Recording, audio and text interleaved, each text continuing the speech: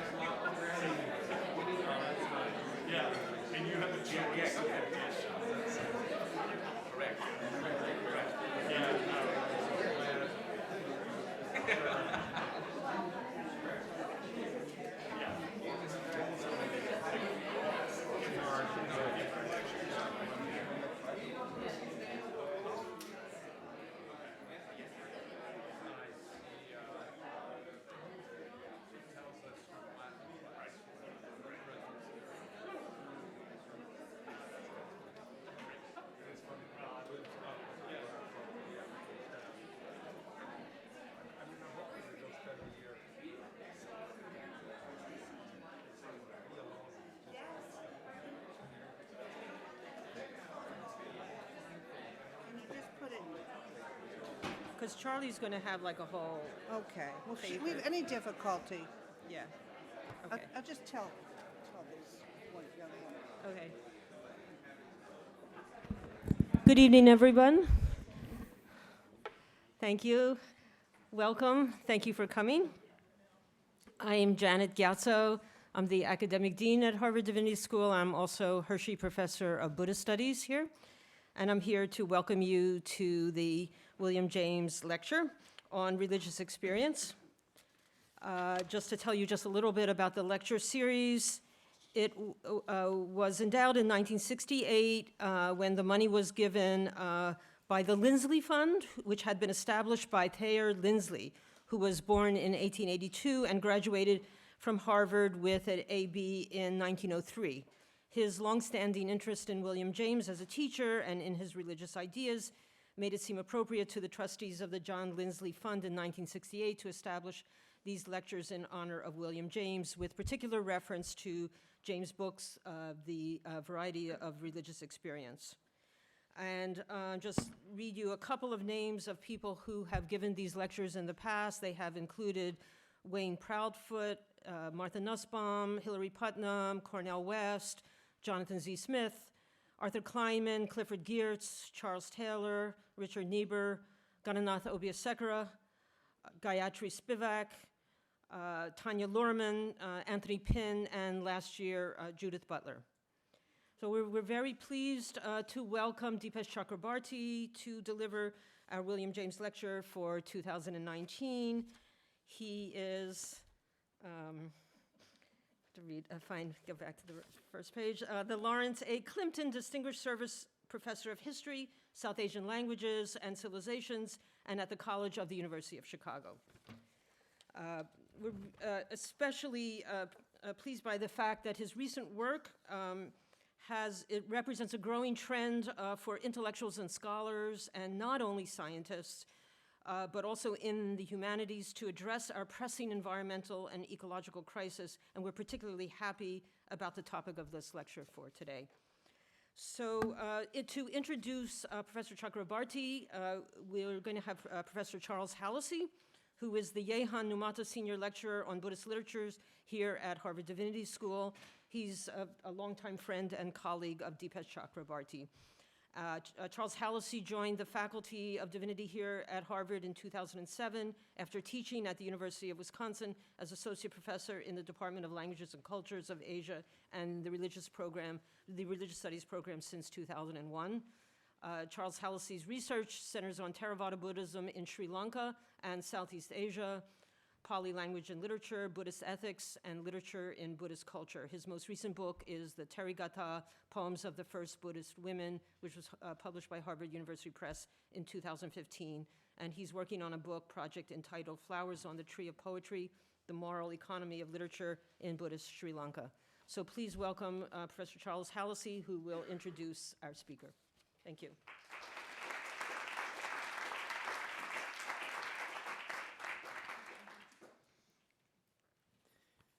It is my honor and also my pleasure to introduce Professor Dipesh Chakrabarty this afternoon. As a scholar, he is already well known to many, if not all of us in this audience. Currently, he is Lawrence A. Kimpton Distinguished Service Professor of History, South Asian Languages and Civilizations, and the College at the University of Chicago. In the case of Dipesh Chakrabarty, the adjective distinguished is not merely a nominal part of the title of his academic appointment.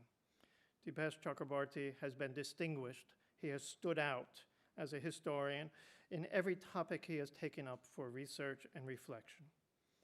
In this respect, it is worth noting that he is a founding member of the editorial collective of Subaltern Studies, which for many of us, myself included, remains an exemplary paradigm for what an engaged historical scholarship and theoretical self-reflection might look like.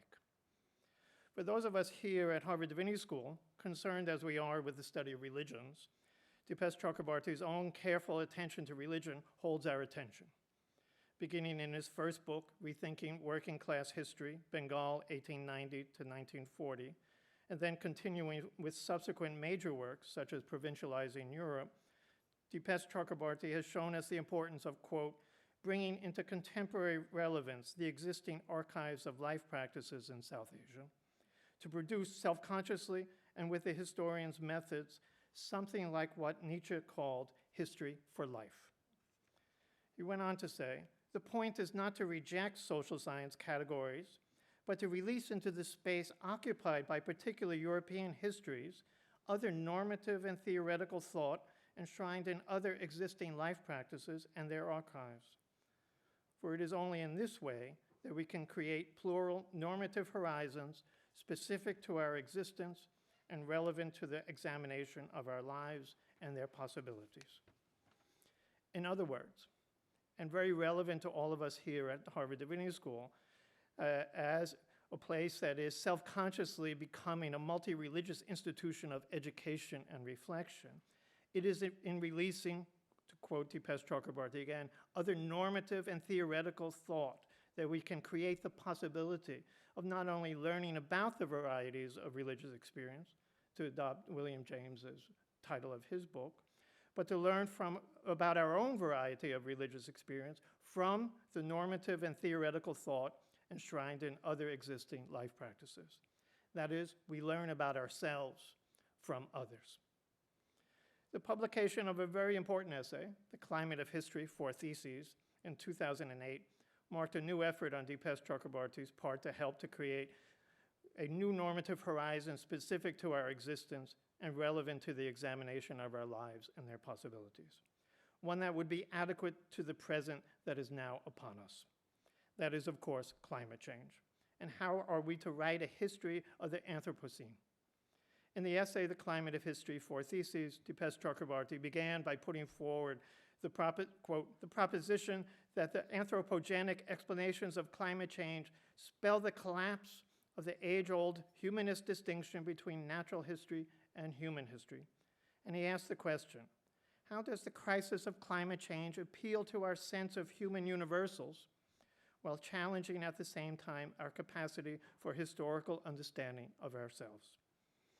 These inquiries have resulted in a series of projects and publications, including his most recent book, The Crises of Civilization, Exploring Global and Planetary Histories. The lecture we are about to hear tonight is part of his continuing efforts to rethink how we might best connect planetary history and global history in a new normative horizon, specific to our existence and relevant to the examination of our lives and their possibilities. I misspoke when I said earlier that my charge this afternoon is to introduce Dipesh Chakrabarty. It would have been better if I had said that my charge is to welcome him home, because I think it can be said that his coming to Harvard Divinity School is something of a small homecoming. Dipesh Chakrabarty has been to Harvard and Boston many, many times. In fact, I think just 2 weeks ago. But this is not the sense that I mean tonight is a small homecoming for him. It is a homecoming insofar as I believe that he found in his imaginative reflections as he worked to create a new normative horizon specific to our existence in provincializing Europe, and which he articulated with the words of J.L. Mehta. The appropriation of what is our very own occurs only as a homecoming, as a return from a journey into the alien and the other. This is the law of being at home as making oneself at home. J.L. Mehta, of course, made a home for himself here at Harvard Divinity School when he was a visiting professor at the Center for the Study of World Religions between 1968 and 1978. I remember many long afternoons at his apartment at the center, the apartment in which he lived with Mrs. Mehta, during which he helped me and so many other students at HDS at that time to strive to make our own homecomings. In a sense, this William James lecture is something of a homecoming for Dipesh Chakrabarty, to come here where J.L. Mehta came to make his own appropriation of what is his very own. The University of Chicago historian of religion, Mircea Eliade, made the very simple but very insightful comment that, quote, the world is always our world. Perhaps men and women in the past were able to take that for granted. I'm not sure, but perhaps.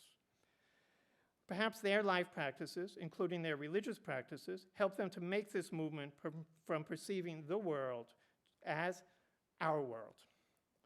But it is indeed harder for us in our now of global warming and globalization to see the things in such a way. The planet, with what we humans have unleashed in it, with industrialization, does not seem reliable as a world for us anymore. And we need new life practices that will help us to be at home in the world, to allow it to be our world once again. In this sense, the title of tonight's lecture seems especially prescient: The Planet, an Emergent Matter of Spiritual Concern.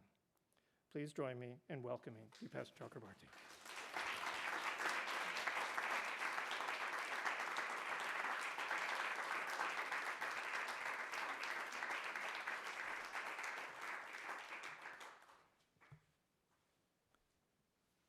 Thank you, Janet. Thank you, Charles, for that very warm welcome. It is in many ways a homecoming every time I come here with so many friends. Very close friend, very dear friends, some of whom are in the audience. Needless to say, I felt greatly honored to have been invited to give this lecture, but I also accepted it with some trepidation, as I have always, whenever asked if I was a religious person, said that I'm not religious, but I'm deeply superstitious.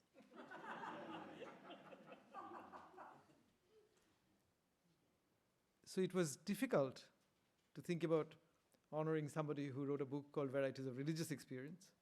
Would have been easier to deal with somebody who had, if they had written a book called Varieties of Superstitious Experience. I'll come back to the question of superstition towards the end of this lecture. But let me just begin by clarifying what I mean by the word planet. The word planet, and this will become obvious from the lecture too, is something I take from the work of Earth system scientists, who actually argue that what supports life on this planet is a dynamic system that involves life itself, but other kinds of processes where geology and biology meet. And they call it Earth system. And the science is called Earth system science. And that's what they mean by the word planet. So when I use the word planet, that's what I'll mean. But let me begin with a different understanding of the planet, because there have been many uses of the word planet. Heidegger, who for all his personal and colossal mistakes, still remains a teacher for people wanting to think about some fundamental questions of human existence,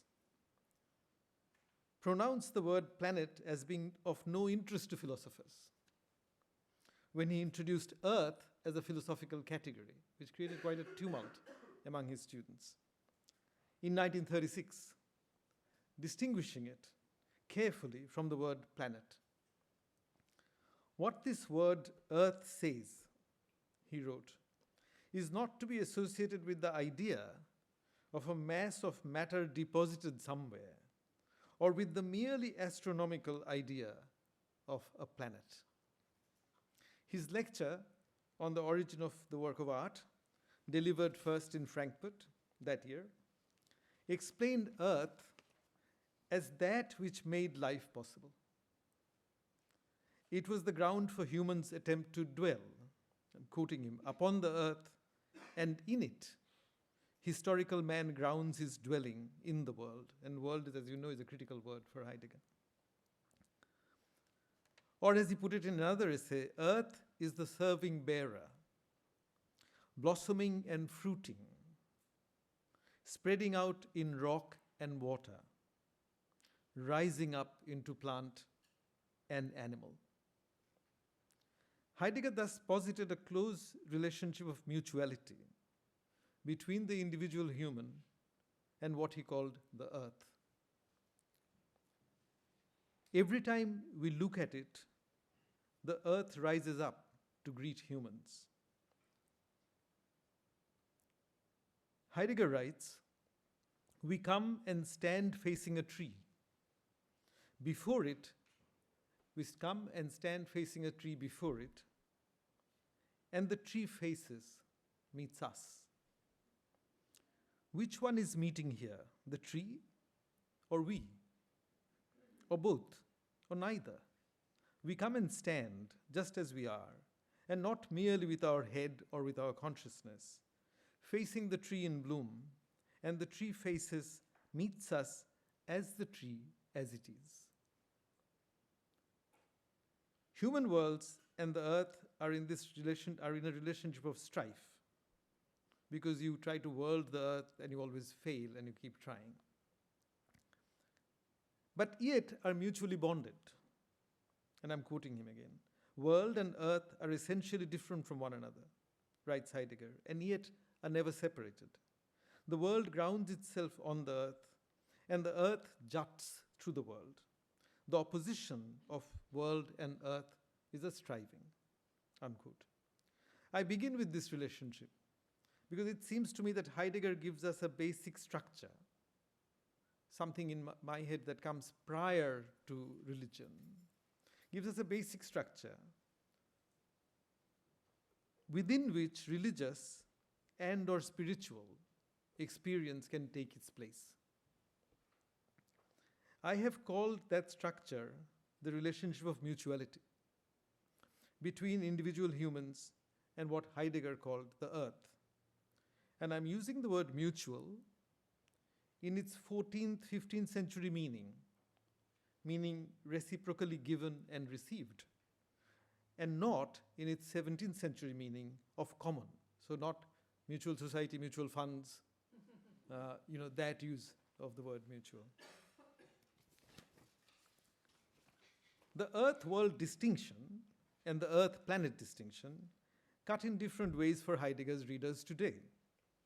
If his Earth-world distinction helped him to formulate his ideas on human dwelling and the mutuality of humans and the Earth, his Earth-planet distinction, by contrast, roughly maps onto the distinction that some Earth system scientists make between the zone of the planet, the biosphere, that is critical to the maintenance of life. It's called the critical zone in that literature. That zone, the critical zone, and the rocky, hot, and molten interior of the planet. Humans have empirically always encountered the planet, what Heidegger called the planet. Deep Earth, that is. Always in their history as earthquakes, volcanic eruptions, and tsunamis, without necessarily encountering it as a category in humanist thought. They have, as shown by Voltaire's debate with the dead Leibniz after the 1755 famous earthquake in Lisbon, or by Gandhi's debate with Tagore after the 1934 earthquake in Bihar, humans have dealt with the planet without having to call it by that name. The planet was folded into human debates about morality, theodicy, and more recently into the idea of natural disaster. True, modern Europeans discovered deep time in the 18th century, the time of geology. But one could say that modernity has been mainly about forgetting it at the same time, kind of discovering it, but forgetting it, or as simply treating it as a background to human dwelling on the planet, or part of what Hannah Arendt, following Heidegger, calls our givenness. So if I could quickly show you my first slide. These are rocks on a beach in the Basque country in Spain. Itzurin Beach, I think they're called, the beach. And these rocks, I'll tell you later, it's a fantastic geological formation. As you can see, there's a fold, the rocks are arranged differently. And if you read geology, these rocks stand for a very interesting and increasingly relevant event in the history of the planet.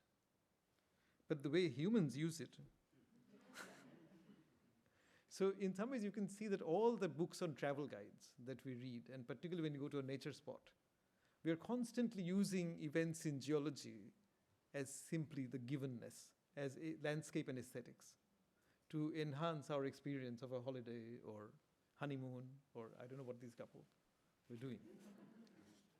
Staying with Heidegger's language, we can say that the harder we work the earth in our increasing quest for profit and power, the more we encounter the planet. The planet emerged from the project of globalization, from the destructive and futile project of human mastery that Heidegger would call impotence of will. Yet it is neither the planet that I'm talking about. is neither the globe nor the world, and definitely not the earth. They are all categories that in various ways belong to the structure of mutuality. So whether it's world or earth or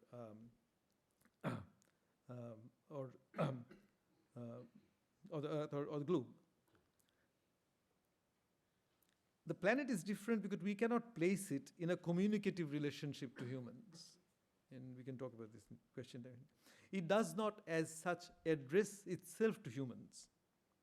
As evidence gathers that the crisis of the Anthropocene is not just about our inability to help the planet quickly recycle the excess greenhouse gases we are putting out into the atmosphere, that it's also about humanity's overpowering of some natural forces to such an extent that the life support system of the planet, which means the system that supports life in general, not just human life, gets increasingly broken, ushering us possibly into the beginnings of a sixth great extinction of life.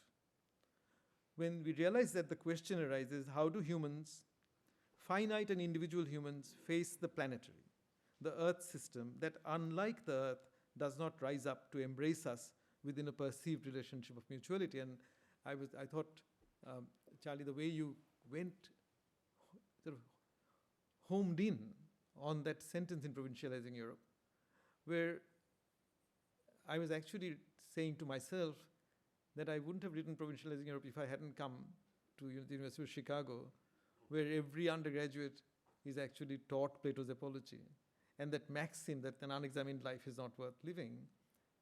So in some ways, I'm coming back to the sentence and asking, when I wrote that, the question was about historical difference. And I was saying, what are the perspectives from which I might examine my life? And I'm here asking, what is the perspective from which we examine our lives, individual lives, when there is this crisis at the level of life in general?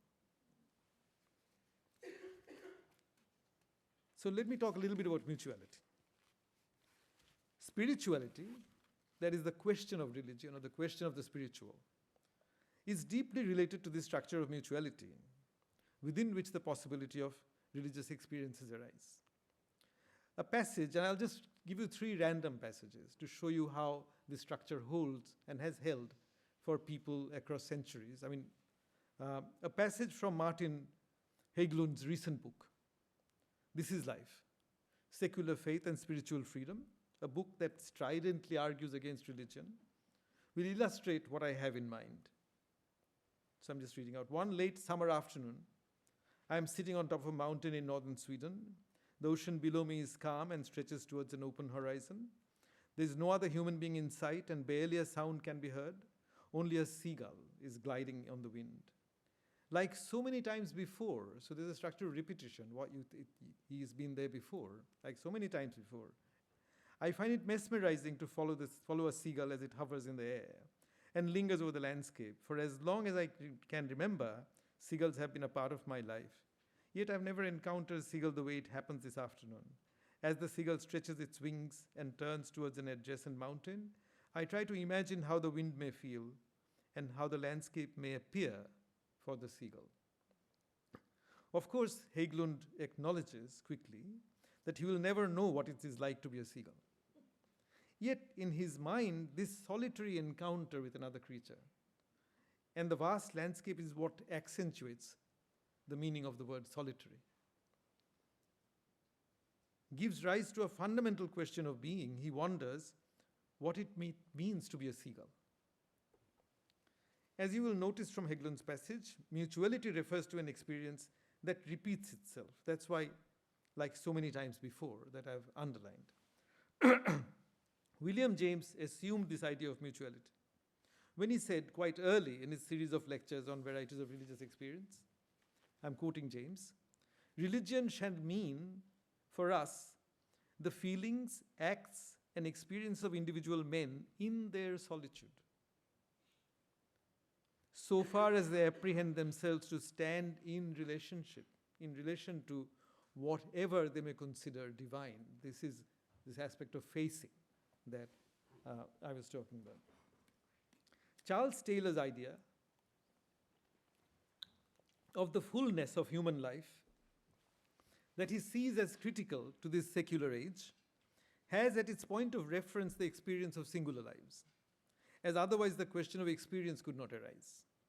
Taylor quotes from the autobiography of the British-born Benedictine monk and yogi who lived in India for a while, Bede Griffiths, his autobiography called The Golden Spring, that came out in 1979, a passage that bears remarkable similarity to the passage I've just quoted from Haglund, with about 4 decades separating the one from the other.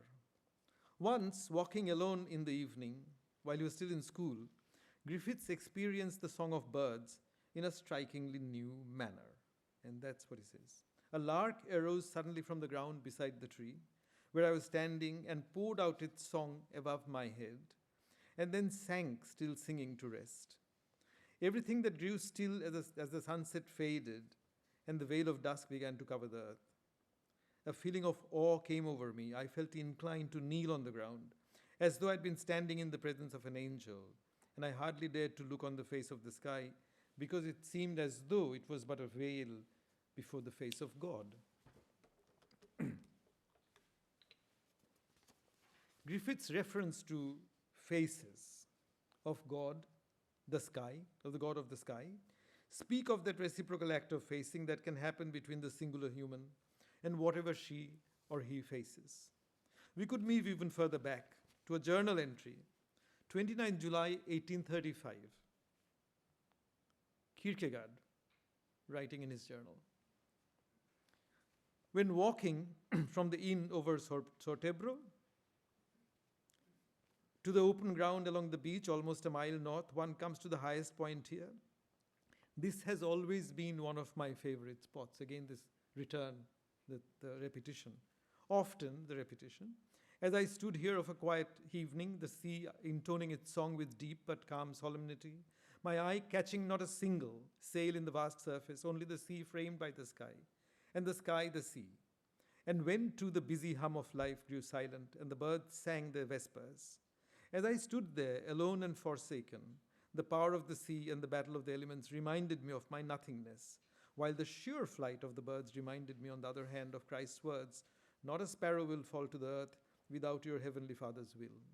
I felt at once how great and how insignificant I am. And once again, you notice the activity of repetition. A similar relationship between the singular and the finite life of an individual human being and what surrounds them underlies, in my own language and culture, the 2 categories of Jagat and Prithivi, the world and the earth, that are so embedded in the sense of the religious that the Indian poet Rabindranath Tagore, for instance, sustained throughout his life. I'm quoting him. The most surprising thing of all, he wrote around 1914, how ceaseless is the fountain of forms that issues constantly from the formless one. It never wants to end. From this I know the world and my mind and my heart are inseparable. One could, of course, understand the question of facing in a complicated Levinasian way, not as one face turned necessarily towards another, but as the faith itself being constituted through an exposure to alterity. The more fundamental point is that the structure of mutuality can only work when the word life refers to the singular life of the finite individual. For the question of having to be, the question within which the experiencing of the earth happens, is a question that arises only in the case of singular humans.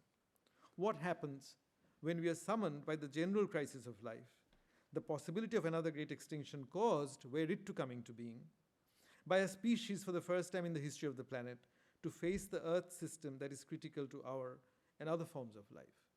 So I'm going back to a question that William Connolly, the political theorist, raises in the very title of a book called Facing the Planetary. What does it mean? And so now I'm going to talk about planetarity, and I'll take you briefly through a little bit of science. And I'm teaching a course on the Anthropocene and historical time, and I made the assumption, which I shouldn't have made as a teacher, that my students have to read a bit of science before we get on to the more interesting philosophical historical problem. And the enrollment just dropped. So it's not for long that I'll take you through the science. Just a quick little section. The planetary involves the work of deep time. We do not normally think of deep time. It remains as a part of what we take to be given. Wittgenstein once asked, we ask of buildings how old they are. Why do we not ask the question of a mountain? We do so because we think of the mountain or the landscape as simply providing a background, material against which to experience our relationship of mutuality. What if the landscape itself is in crisis, with seas rising and droughts ravaging lands, and needs to be foregrounded?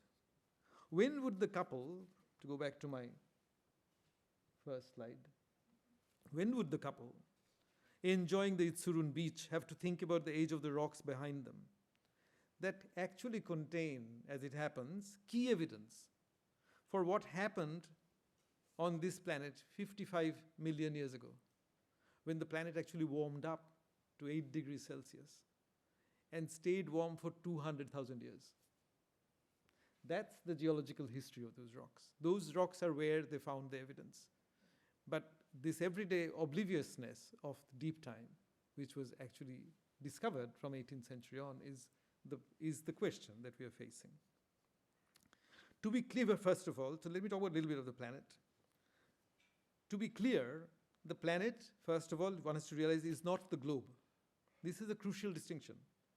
The story of globalization has humans at its center and narrates how humans historically got connected into a human sense of the globe. It is not a history involving deep time. It is a story of at the most 500 years, the globe. And it's interestingly, if you read, there are passages in Hobbes' Leviathan, which is 1651, and Hannah Arendt's The Human Condition, which is 1958, that actually work with the same understanding of the globe, that European expansion of Europe, coming of technology, ships, deep sea going ships, brings this planet together as the globe. Anthropogenic global warming is tied, no doubt, to the question of the globe itself and to the question of globalization, but it's ushered into us into something else. So Earth system science, the science I mentioned, is a product of both globalization and of the Cold War and the civil and military competition that took place in atmosphere and space. It's a deeply interdisciplinary science. The consciousness that this science takes us into simply could not have arisen without the development of technology that rifled not just the bowels of the earth, as Milton described early mines, but also the seemingly empty vault of the heavens and all that lies beyond. Consider this, the climate specialists do their science and date warming by digging ancient ice core samples, 800,000 years old. That technology of digging came from US Defense Department and from mining companies, which then had to be modified to deal with ice. It's a special condition of ice. So some of the basic ideas go back to the 60s, as you know, to the period that James Lovelock had in Carl Sagan's unit in NASA, where he talked about this idea that he had called Gaia, which hasn't always worked out, but the question that it gave rise to was this question of what makes a planet friendly to life? Why did Mars not have life? Can it be made habitable? This was the question that has been with us from the 60s. So that's why eventually NASA set up Earth System Science Committee in 1983, and there's a program called Geosphere Biosphere Program 1987, and they've now defined Earth system as a single system containing different geological, biological processes, and the biota, life being itself part of the system. So the crucial question, for instance, in Earth system is, I was talking to Homi about this morning, that the atmosphere we breathe, that actually keeps life going. Animals breathe, plants use it. And we're obviously, without this atmosphere, we wouldn't live. This is an atmosphere where oxygen has remained at a level, now 21%, where the forests have not completely burnt out and animals haven't choked to death. And because oxygen is a reactive gas, the planet has to constantly supply oxygen to keep it at that level. And you know for how long the oxygen has been managed at that level? Close to 400 million years. So even if we didn't come, the planet would have produced this atmosphere. and other forms of life would have gone on. So that's why Lovelock said that, to my mind, the outstanding spin-off from space research, let me go back, I think I have this quote. The outstanding spin-off from space research is not technology. The real bonus has been that for the first time in human history, we had a chance to look at the Earth from space, and the information gained from seeing from outside our azure green planet in all its global beauty has given rise to a whole new set of questions and answers, which had to do with the question of what makes a planet habitable. But I need to qualify Lovelock, because otherwise I can't develop the distinction between the globe and the Earth system, the planet. He was wrong to say that this was the first time humans actually looked at this planet from outside.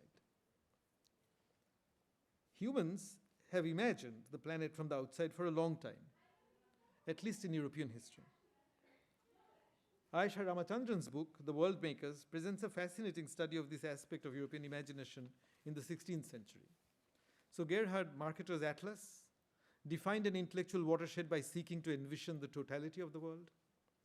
His 1569 navigational projection still provides the basis for what's called the Web Marketer platform used by Google Maps and in ArcGIS today. Influential in this tradition was also the later Christianized but originally Stoic conception of kataskopos, the imaginary 360-degree view that you could have of yourself in order to become a good person, through which man could transform himself from being a prisoner within the world to being a spectator from above. That was disseminated in Renaissance Europe by the popular 5th century commentary by Macrobius on Cicero's Somnium Scipionis, part of his book on the Republic. These were, however, attempts to imagine the Earth as it might have appeared to the naked human eye, placed somewhere in the sky. One could argue that images of the Earth beamed back from space by modern space travelers, such as the Earthrise photo, 1968, or more famously, the Blue Marble picture. If you look at these pictures, one could actually argue that these images represent a point of culmination of that history that I've just recounted. Because this is still looking at the planet with your naked eyes, as the planet would appear to your naked eyes. The blue marble hailed by astronauts as our home is a product of the global.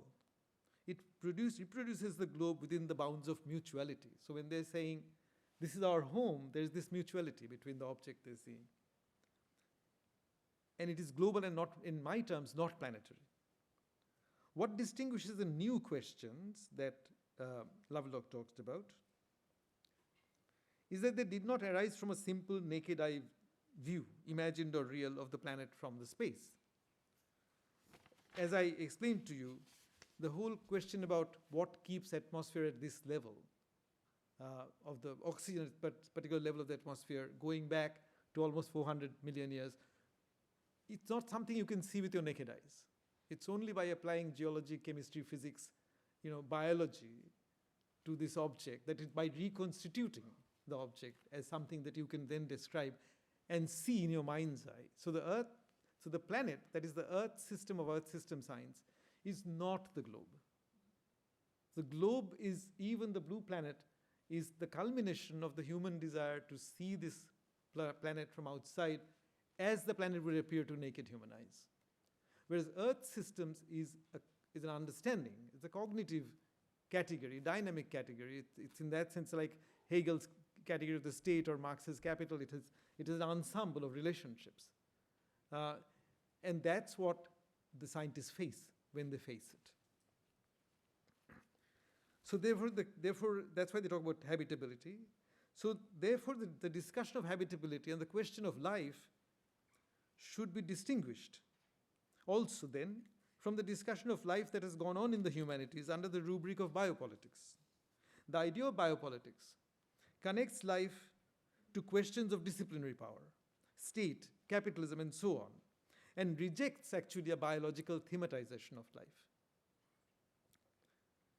The global, so this would be part of what I'm calling global thinking. The global or the worldly exists within human horizons of time, the multiple horizons of existential, intergenerational, and historical time. Planetary processes, including the ones that humans have interfered with, operate on various timetables. So actually, often they argue that we should consider biodiversity as a non-renewable resource, because if you lose it, it takes tens of millions of years to regenerate itself. Soil takes tens of thousands of years. So there's the argument they make is that just as we think of fossil fuel as non-renewable, we should also think of these things as non-renewable. So let me then, and the second difference that I will make before I go to the last concluding section is that the planetary, the Earth system, disclosing vast processes of unhuman dimensions, resists the Heideggerian structure of mutuality, for it cannot be grasped by recourse to any ideal form. The Earth, or the world that is structured by a sense of mutuality for humans, is ultimately about forms and values.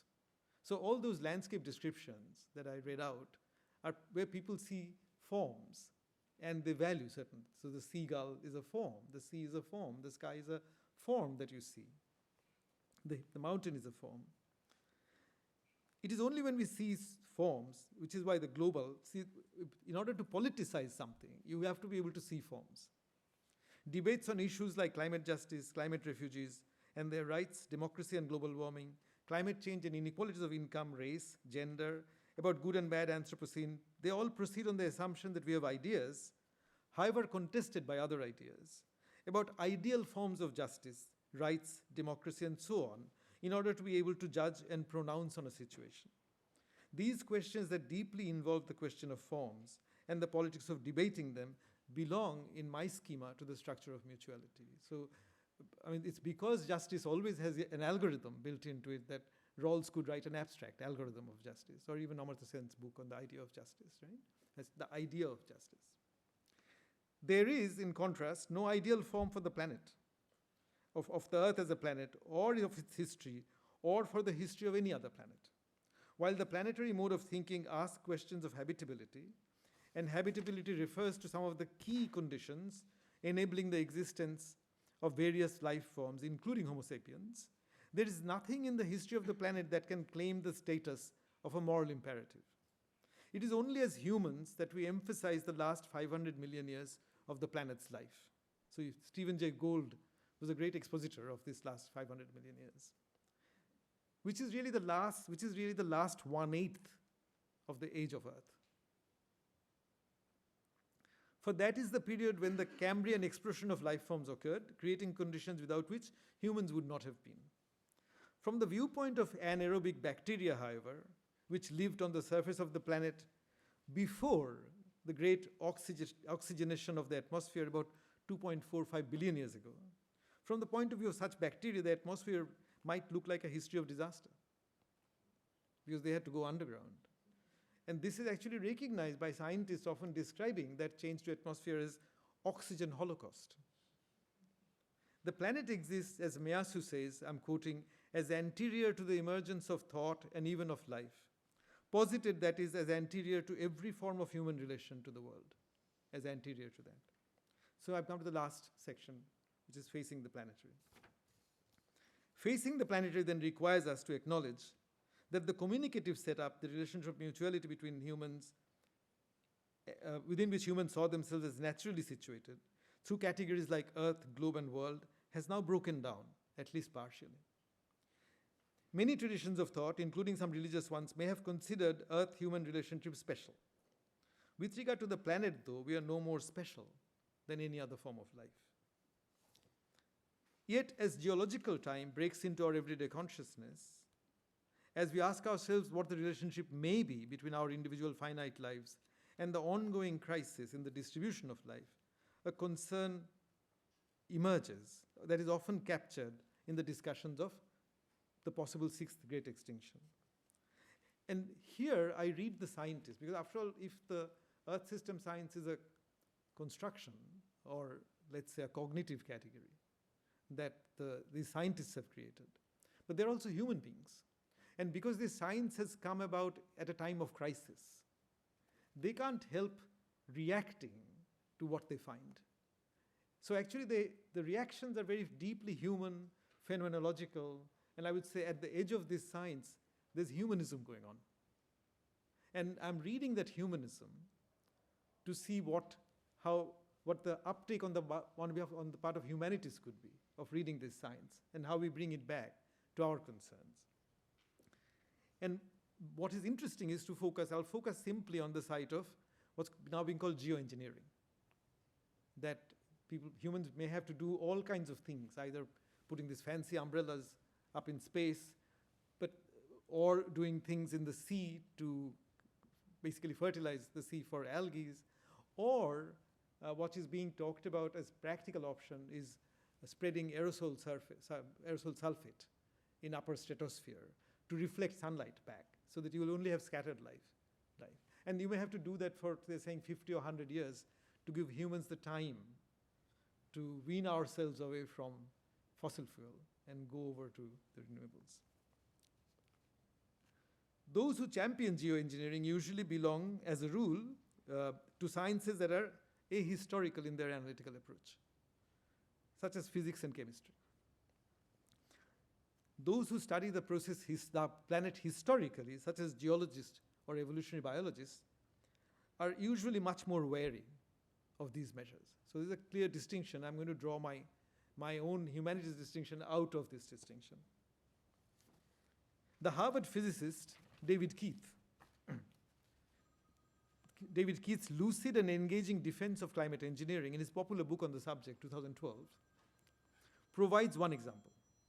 And he begins by grounding the book in the Harvard biologist Edward Wilson's idea of biophilia. And his argument basically at the philosophical level is that if you are not naive enough to argue that there is a pure nature out there that geoengineering might destroy, if you can see that there is no pure nature, human beings have altered nature everywhere, then if you accept that human modified understanding of nature, then geoengineering will help you to preserve that nature by further modifying it.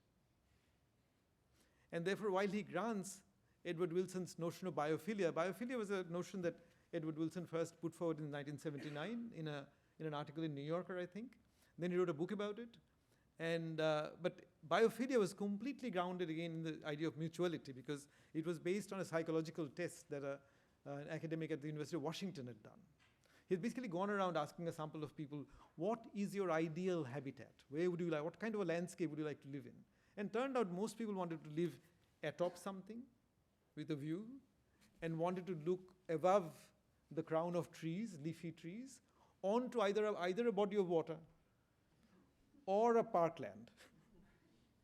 And of course, he thinks that this is ingrained, and this kind of reminds him of the African savannas, where we spent many years evolving. So he came up with this idea of biophilia. Now, biophilia, of course, has a problem, that you can only be philic about things you can see, animals you can see. The bulk of life is microbial. And it's very hard to extend biophilia to, bacteria that might want to kill us, or microbes that might get us into danger. As opposed to the idea of biophilia, the geologist Andrew Blixen recommends an attitude of reverence to the earth, though he expresses it as a part of a narrative of loss. He says, having lost a sense of reverence towards the earth, blah, blah, blah. But he recommends that instead of biophilia, we have reverence. And when you read geologists, including actually Edward Wilson, they all talk about the danger in geoengineering and in doing these things. And the danger of trying to manage the Earth system without fully being knowledgeable about it. One of the interesting things they point out is that if you put aerosol sulfate up there for 100 years, the sky will never look blue. You'll always have a white sky, like you get on a cloudy day with a light cloud cover. So imagine how much our mutuality will be affected. All those passages would have to be rewritten. Kierkegaard's, entry to Martin Haglund's description of what it felt like. So reverence, and I'm now on last, reverence is not simply about wonderment or biophilia. Reverence indexes a relationship of respect mixed in with fear Because reverence means to stand in awe of, to fear, to respect, to watch out for, says the online etymological dictionary. We do not fully understand the planet, the Earth system. It does not belong to the structure of mutuality that Heidegger outlined. We cannot even always predict its behavior, so we better watch out. Watching out for something that is both miraculous and dangerous, not always to be embraced in a relationship of mutuality. This is the spirit that some Earth system scientists speak of, this is in a nostalgic and cautionary register. There was nothing inevitable about the coming of complex life on the planet. Biodiversity was indeed a miracle. Then came animal life. The Earth system produced a delicate atmosphere, our modern atmosphere, and has sustained it for 400 million years. When human came along as an animal, our animal life was full of fear, the source, one might say, of a variety of superstitious experience. This was the fear of other animals, reverence towards the non-human.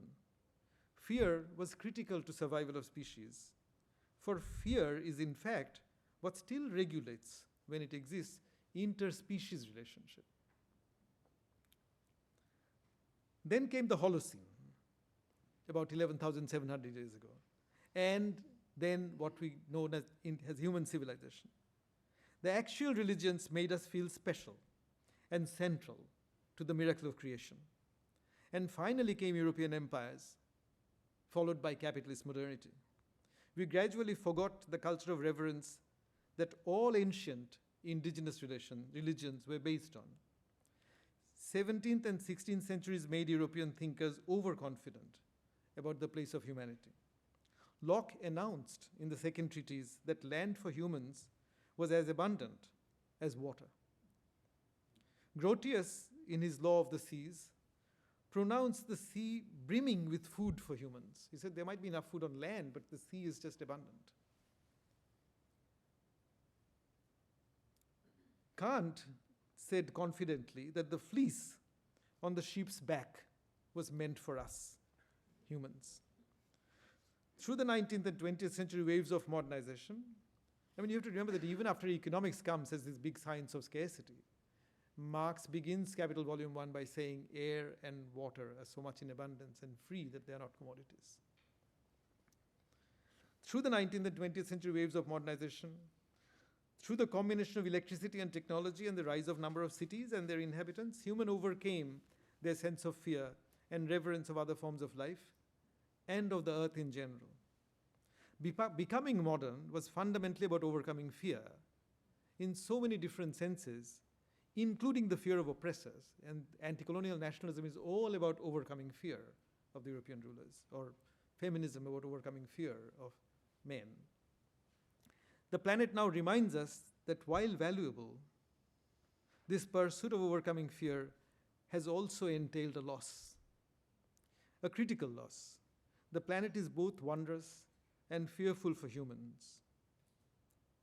In our spiritual relationship to it, in forging a spiritual relationship to it, we need to find ways of combining into our stance towards these elements of both. Thank you very much.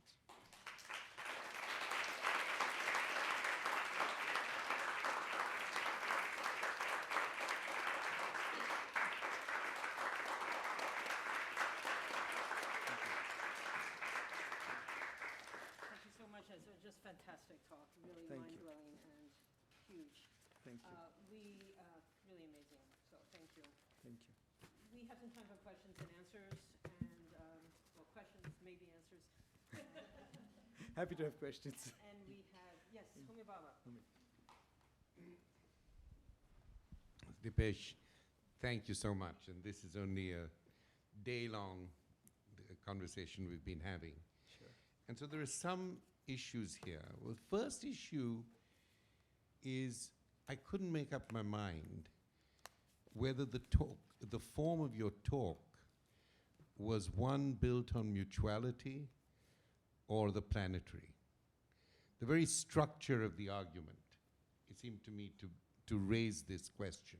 Yeah. And whether the two, whether you needed as sharp a distinction as you made between two things, between the two states of a certain kind of relationality. Because although mutuality you'd characterize in a particular way, the question of relationality, I think, even comes through the planetary. Otherwise, you do not have that sense of reverence, whatever it is. So I think we just need to make that issue. And then I also wondered whether all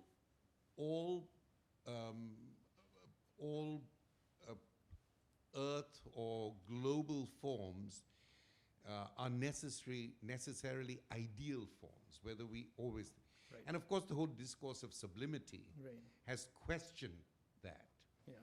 I think my third question is to do with anteriority, which I think is obviously very important for you, because you want some notion of anteriority, even if you don't want a notion of origin, which you quite obviously don't. And I think, so the notion of the thing that comes before, so the relationship between anteriority and then a certain question of alterity, I'm interested. Finally, I wondered whether the Freudian unconscious is a planetary phenomenon. And actually, by many of the things you say, it is planetary.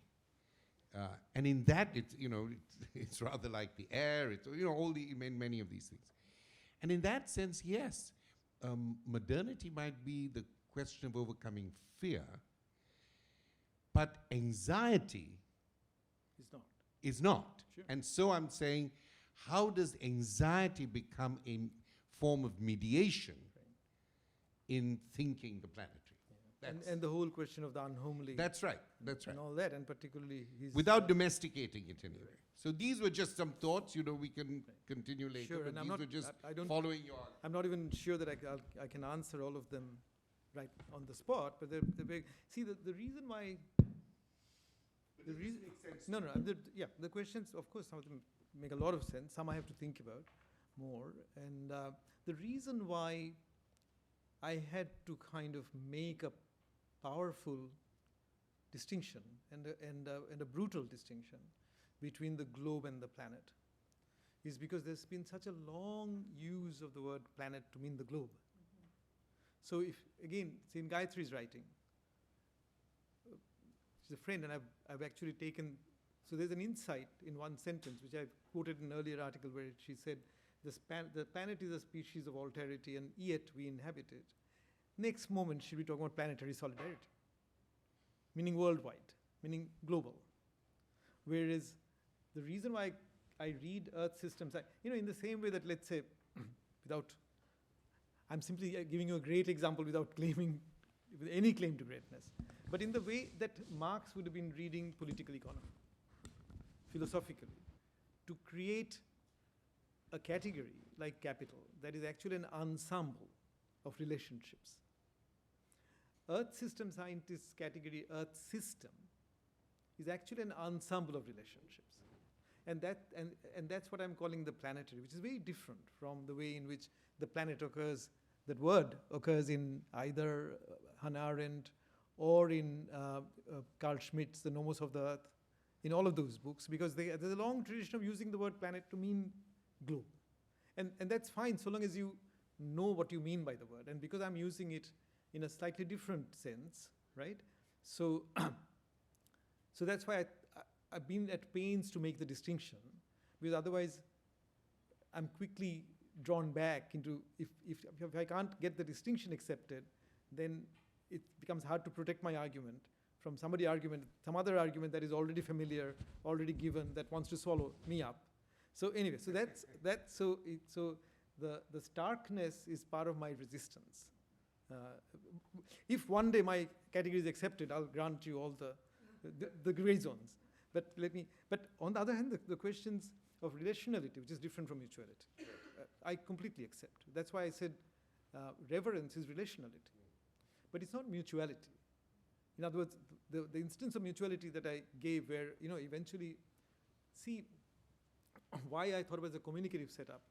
Again, coming back to Heidegger, because actually for Heidegger, human history begins only after humans acquire language. Because only when there's an animal with language can the question of being arise, right? It's only when you have an animal with language that can then ask, what does it mean that the tree exists, the stone exists, the mountain exists? Ask that kind of a question. So for Heidegger, humans before language is just another animal. No part of mutuality, whereas I am trying to argue in favor of a deep time perspective, an evolutionary perspective, to bear on our existential questions, and all of these questions of futurity, of anxiety, all of those questions. So in some respects, I totally agree with the difference between rationality and mutuality, and I think that's a good distinction. Ideality and forms, again, you raise a very interesting question. So I'm not saying that the form is always an easy question of something that I can see. And sometimes people asking for justice even are not even in their heads aware that they're asking a formal question. They think they're asking a substantive question about how much CO2 Americans should emit and how much we should emit, right? But what I take from, the distinction is somewhat inspired in my head, but I don't want to push the inspiration point too much, because it's not identity. It's not identical to what Plato describes in the allegory of the cave in the Republic, right? So basically, when people come out of darkness, their eyes are dazzled by light, and when the eyes get used to the light, they see forms. That this is a tree, that there's a mountain, and there's an interesting, but they don't see the light that enables them to see. So in some ways, there is something they're seeing which is enabled them to see, which is formless itself, but it allows forms to actually become visible. So it's a part of my long-running argument that planetarity, in my sense, also shows us the limits of politics. In other words, it shows us how far political thought can go, where it comes from. I mean, I can make that argument in simpler terms. Some of the scales of devastation that we are doing, some of the scales of repair, the repair work will take so long that you can't politicize that project of repair. You can only politicize what you can do in human time, right? So I can put it in a temporal argument, but I'm also saying that the planet, in that sense, is a bit like, I mean, again, it's not identity.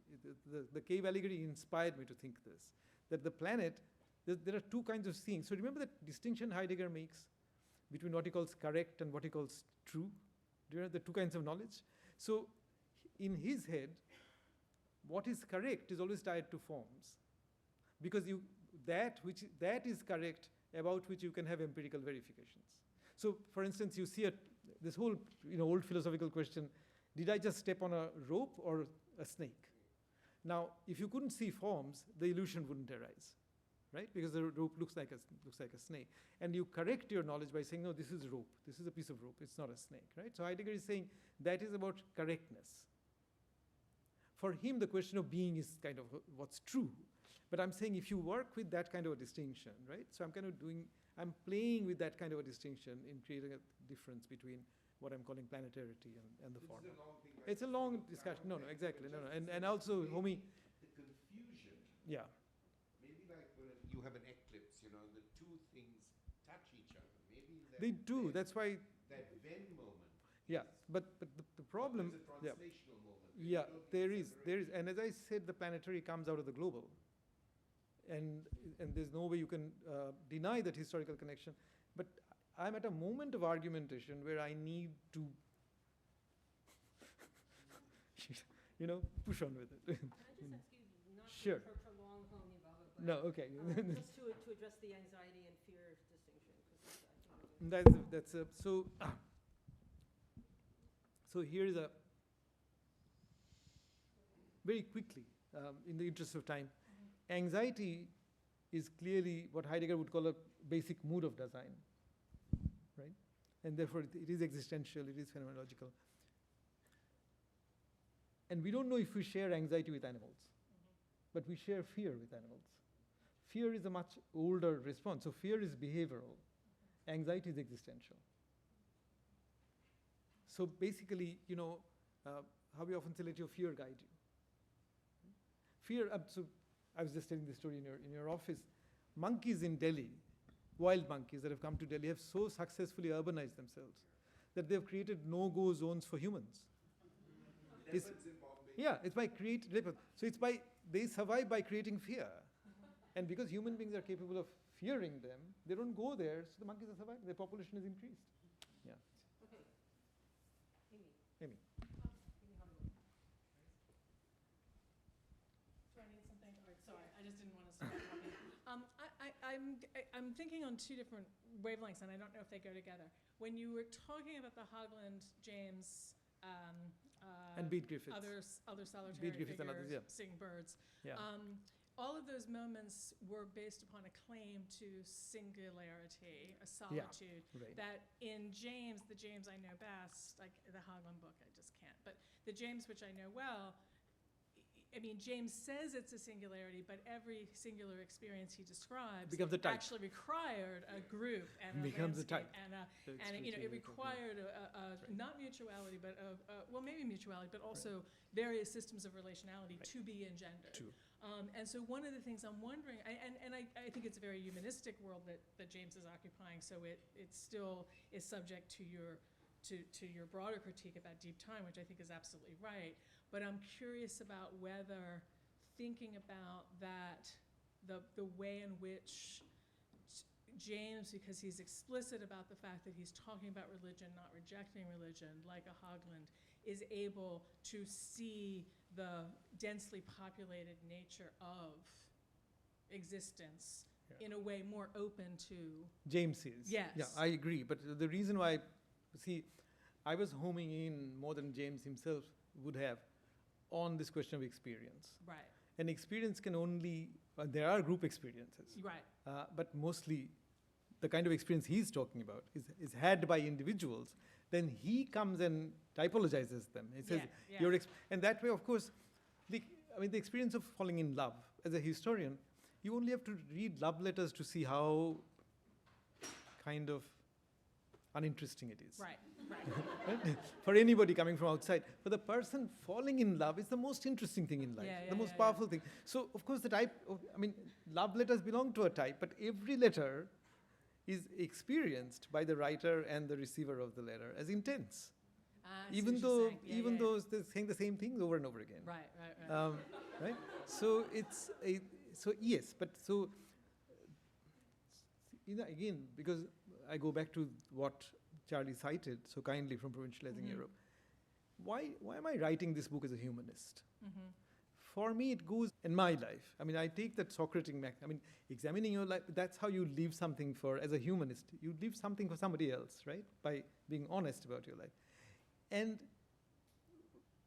I feel that the short histories that I thought about in Provincializing Europe are just not long enough to examine any singular life, even that finite singular life, at a time when there's a crisis in the general order of life. So there are many things that are disappointing, if I may say with respect, about the Haglund book.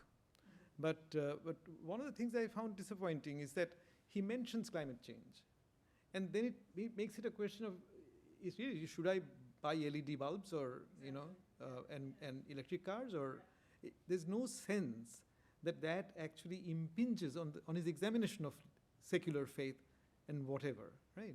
So he's a thoughtful person, but in his structure of thought, this stuff is so external to the question of examining his life. And he foregrounds that he's examining his life in order to get to his propositions about social democracy and all of those things. So that's where I feel that we need the deep time perspective actually helps us to examine our own lives, even at a singular, finite level. Yeah, and the thing I just was thinking was that James, even though he himself is deeply anthropocentric in his thinking, is working with people who are thinking about deep time. He's thinking about spirits. He's thinking about possibilities that open up to a space where that's more legible than it would be for a very religiously averse kind of humanistic inquiry that you're criticizing. But And you can also see that there's a gesture, incomplete, but I hope visible, of going back to the ancient religions and looking at them and see what resources are there. Exactly.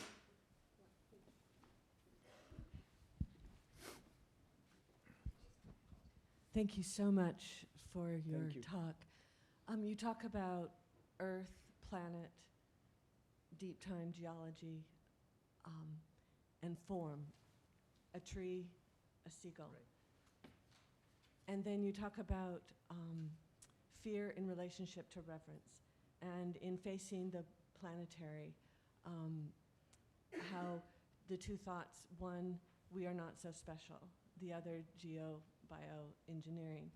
I'm wondering, in terms of form, rather than just a visual or an awareness of, where do you place sentience and consciousness so that it becomes another conversation of the relationship of mutuality with where Sentience form, and consciousness. yeah, Yeah. in what So- you're laying out for us. Yeah. Thank you. You know, this is kind of my geology meets theology talk, and it's there's a long answer in my head, but very quickly, the question of sentience comes up in a big way, as you know, in animal rights literature. It's animal cruelty literature, and cruelty to prevention of cruelty to animals. It's sentience is important.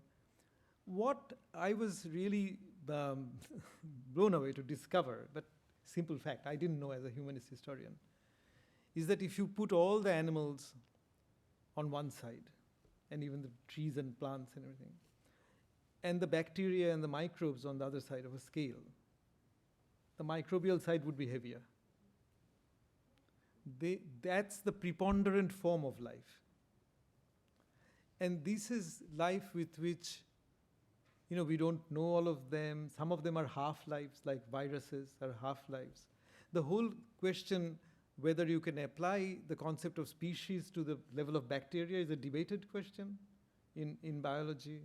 So when you go back to even a little bit, you know, when you back to Aristotle, or the Greeks, or even Buddhist thought, the problem is a lot of this thought is completely unaware of microbes. I mean, they see insects, but they don't know about microbes. I mean, this is all post-19th century discoveries.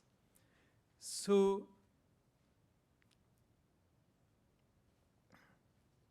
what my deep time perspective brings up, I think, is that we need to study humans both in terms of our instinctual behavior, just as we study rats. Not so that there's marriage of economics and biology and you get you know, all the theft of data and sort of not what Richard Thaler does. But I'm a historian. You see, the distinction between human history and natural history was made by Collingwood on the ground that humans have motivation, like anxiety, like even fear could be seen as motivation. When I read Reverence, I read fear as both mental and instinctual. In other words, the fear of snakes is as much in your mind as it is in the instincts, handed down, right? So in some ways, that's why what I'm trying to do is to, in writing the history of human life, to bring the natural history of life, perspectively. I'm not doing it all myself, but I'm saying the way it shifts my perspective is that it allows me to see natural history of life as part of my own individual human life. So I can't get back to the question of form as you raised it, but I'm simply giving a partial answer to your question. Thank you. Stephen. Yes, over here. Yeah. Yeah, sir. So we've all very recently seen the image of the black hole produced by the Collective Event Horizon Right. telescope, and that is one version of deep time. Yeah. The deep time that tells us that, among other things, not only that we can catch something from millions of light years earlier than ourselves, but also that our Earth will not survive anyway. as it were. Infinitely, no, of course, yeah. Infinitely. So that's the indefinitely. somehow some version of the largest frame for the inquiry that you're inviting us to take. And I'm not sure, I have to say, in the profoundest way, I'm not sure how to deal with that, the largest frame, except to say that the ancient religions that I know, that I know best, that is to say the Greeks and then the Romans, thought that there were two fundamental violations of fear and reverence that launched us on our path. And one was to build ships, which is the, how should we say, primordial act toward what you're calling the global. And the other was to dig in the earth. Yeah. They imagined it as to dig, as Ovid imagines it to dig for gold, but it actually, in our world, we understand that it was coal and oil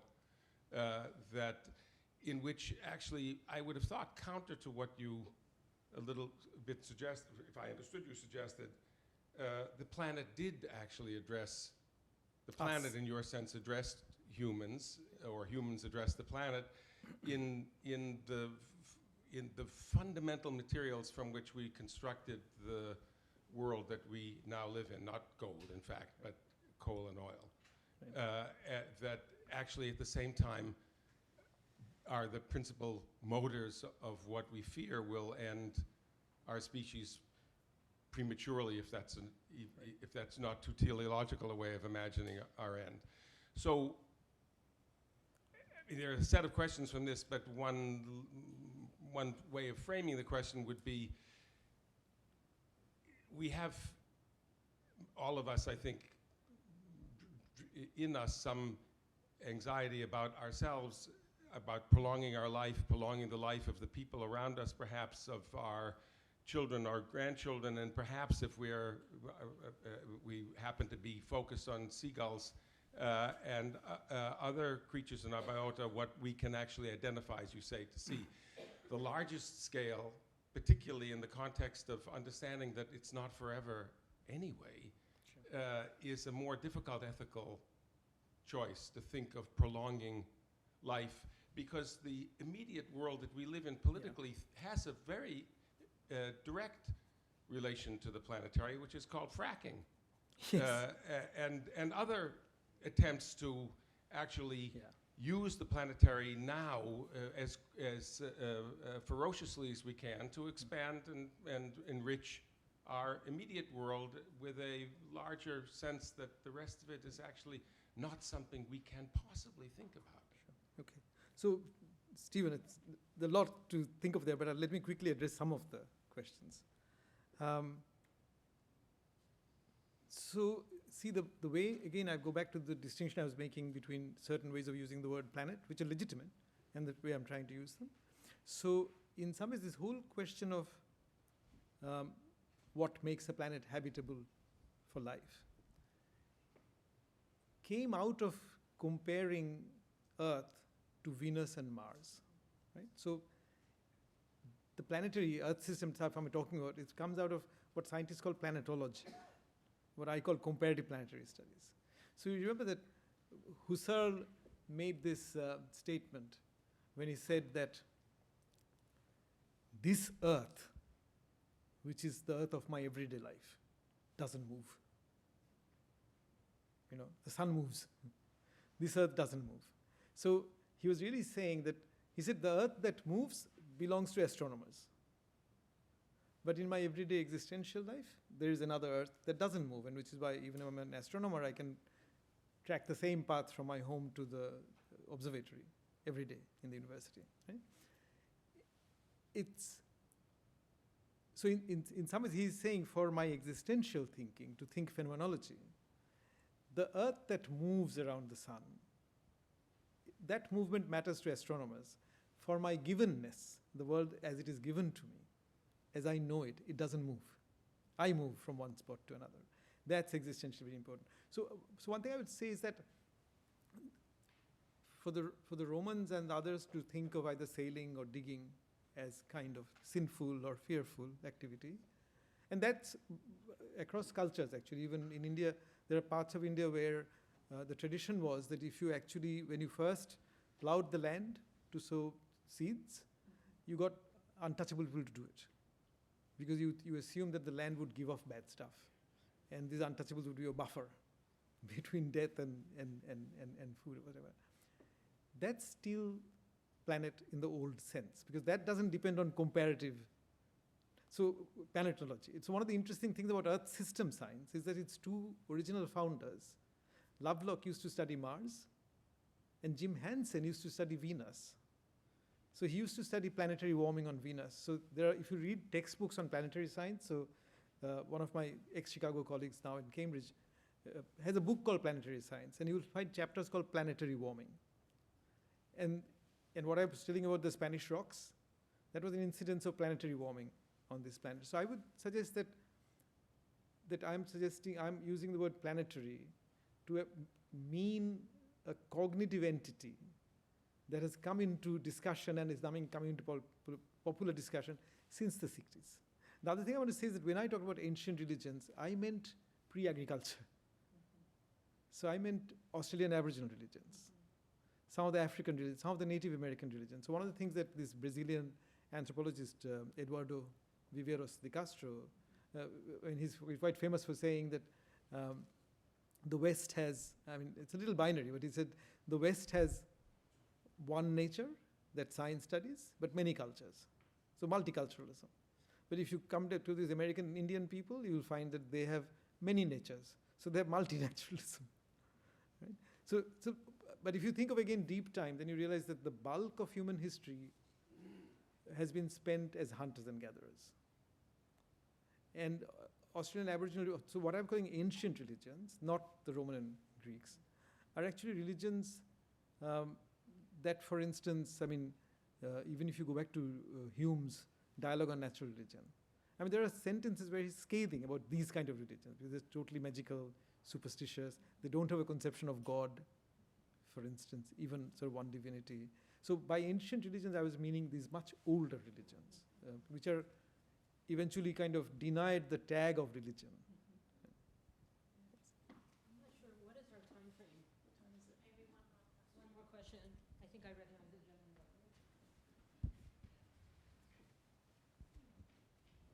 As a Christian preacher, I hear your lecture as a rather thorough and convincing refutation of the first chapters of Genesis. And in an attempt to reclaim Genesis, the question, you say, and forgive me if I don't say it correctly, that your humanism is refracted from your personal experience. I wouldn't deny it. Okay, and therefore I want to ask you how you consider the now prevalent question of wouldn't it be better for humankind to hasten off the earth for the sake of life? All attempts otherwise are vain, including this lecture. Thank you. So would you mind repeating the last bit of the question? If you accept that it's now time for human beings to go, because the longer we stay, the more harm we do to life in a is it right to say global sense? Okay. So thank you, and that's a great last question. You can see I'm discouraging further questions, but no. Yes, I mean not just the Genesis. I mean to go back to the Genesis. The Genesis is a very interesting. I'm not a Christian myself, so it's a very interesting cultural meme that I see coming up all the time. So it's there in the Pope's encyclical, 2015 encyclical. It's there in Peter Singer's animal rights book. There's a whole chapter given to the Genesis story. It's there in Kant's 1796 essay called A Speculative History of the Beginning of Mankind, where he actually reads the Genesis story to answer, where he thinks he has found an answer to Rousseau's problem, that if humans have both a moral nature and an animal nature, how do they reconcile? How do they get over their animal nature? And his answer, eventually, having read the Genesis, going through the Genesis story, is that once humans realize that God has given so much for us, that is, he has kind of provisioned the planet, the earth, for us, then humans will realize there's so much, again, this going back to this theme of abundance, that there's so much for us to have. We really have no real reason to fight. The only reason we fight is because God wants us to be wise as well. And wise is, in other words, fighting is a mistake, but only by fighting we'll find out that it's a mistake and we'll stop fighting. Now, I've been struggling with this sense of human specialness because, see, now going back to my experience. So I grew up in Calcutta as a Hindu Bengali child, a product of my parents' generation's nationalism. I was born after independence, Umi and I both. And there was a Sanskrit hymn from one of the Upanishads that we used to sing. And the first line says, Shrinvantu Vishya Amrita. Suppose it's very well known that listen to me in the world, children of the immortal, or sons of the immortal, putra, sons of the immortal. And then the next line says, Dhamani Divyani, people who live in the abode of gods. I was told that the addressee of the poem, of the hymn, was human. Until somebody pointed out that it's being addressed to gods. And people who live in the abode of gods are gods. But somehow in our own nationalist understanding, it had become a theme about the specialness of humans. That humans are the sons of the immortal. So are we really bad? It really depends on what humans do. So one of the things that climate scientists point out, that the biggest uncertainty about all these crises, environmental crises, are human beings. Because human beings can do wonderful things. And a proposal that Edward Wilson made, he actually said, this is talking about biophilia from his own position, a book called Half Earth. He actually says we should simply, Stephen, you blurbed it and liked it. And he actually says, to most people it will sound impossible, but he recommends that we simply leave half of the planet's land surface to wildlife. So there's a proposal to withdraw in some respects, right? Whether we will be able to do it, one can't say. Are we completely incapable of doing it? I won't say that either. So, as people say using these two words in English, that, I'm always hopeful, even if I'm not optimistic. I want to thank you for an incredible...